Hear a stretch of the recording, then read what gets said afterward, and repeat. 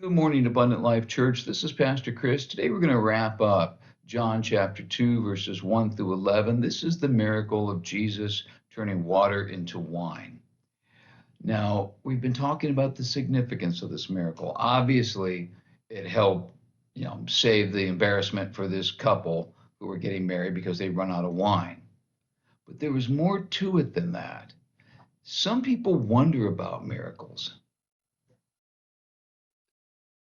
Hang on, I lost myself in my notes here. Oh, here we go. Some people wonder about miracles like this, like, for instance, the feeding of the 5,000 people and Jesus walking on water. The problem is they see the point of healing somebody who's sick. That helps somebody, it changes somebody's life.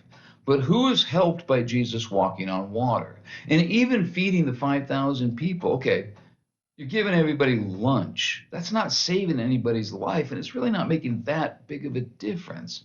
So what's the point? What's the point of turning water into wine other than saving this newlywed couple some embarrassment? It really wasn't a matter of life and death. So what was the point?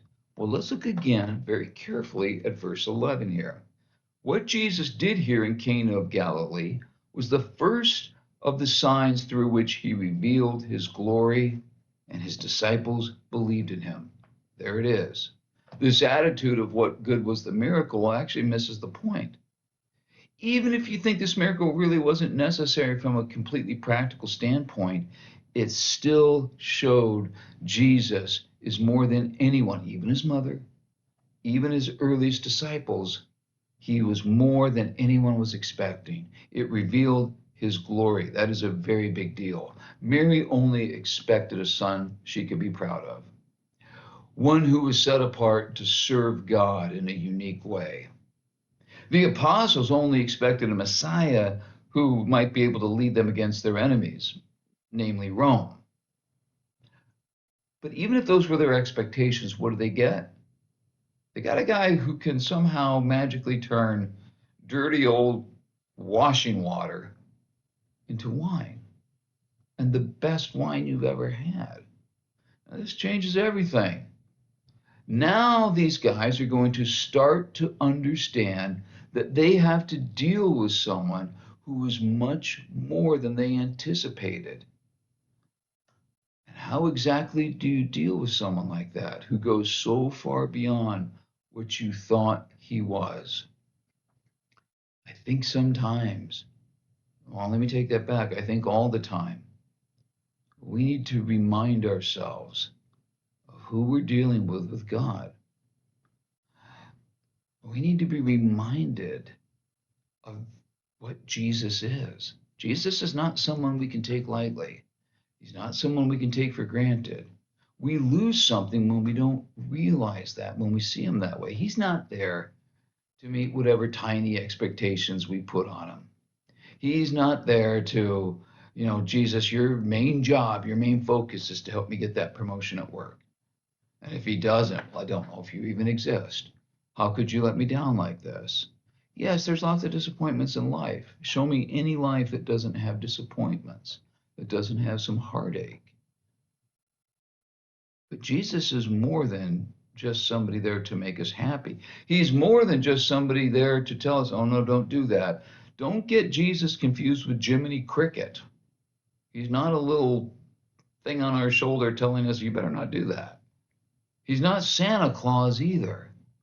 Jesus is someone who's defeated sin and death. He's a man who, yes, healed the sick. He's a man who told us what God was like. He's a man who somehow can turn water into wine. What does that say about his power? What does it say about his authority? What does this teach us about who we are dealing with? Act accordingly. This is the first of many miracles we're going to see Jesus do. And each one of them is a reminder of who exactly we're dealing with in Jesus and who this is and who we've decided to give our lives to and to follow.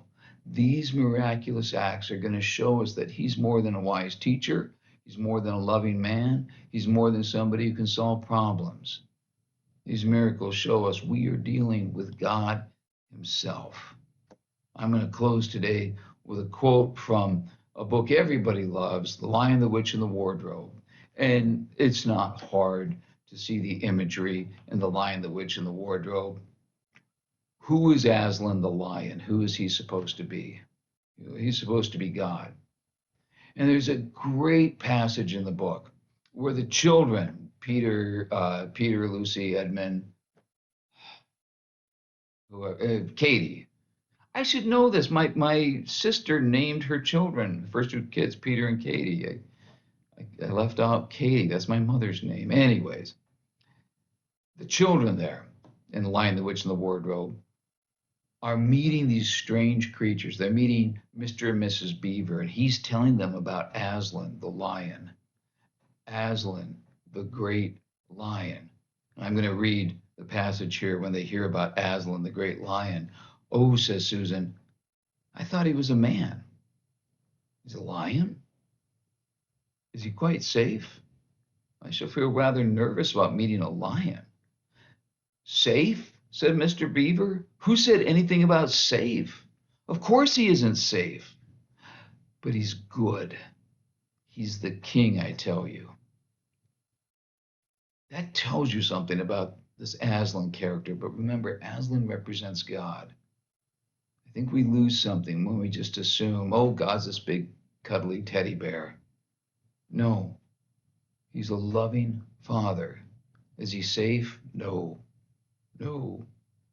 But he's good and he's loving. Act accordingly. Have a great day. We'll see you next time.